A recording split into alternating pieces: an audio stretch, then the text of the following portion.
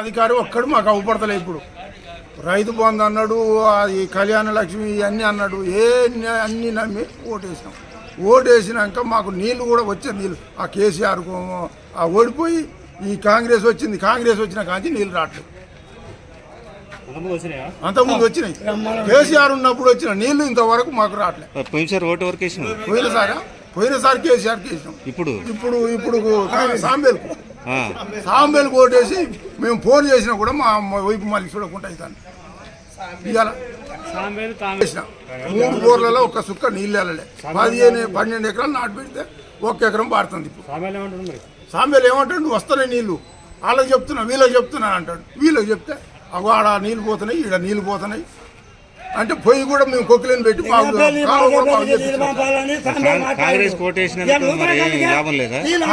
చెప్పు దెబ్బ కాంగ్రెస్ ఓటేసి చెప్పు దెబ్బలు పడవలసి వస్తుంది. ఇప్పుడు అప్పుల పాలయ్యి మందు తాగి సాగవలసి వస్తుంది. ఎంతమంది ఎప్పుడు రైతు చెప్పినా కూడా ఇస్తాం, నీళ్ళు ఇస్తాం, అవి ఇస్తాం. ఇప్పుడు గొట్టపడితో గుళ్ళో పోయి కాలువ దిగి తనచాల ఏరిపోయింది. ఒక్క నైటే ఏరు తాగింది. ఇవాళ మధ్యాహ్నం నీరు చక్కగా చెర్లలో పోతున్నాయి నీరు. ఇవాళ బండనవారం ఇచ్చేస్తే బండనవారం చెర్ల పోతున్నాయి నీరు.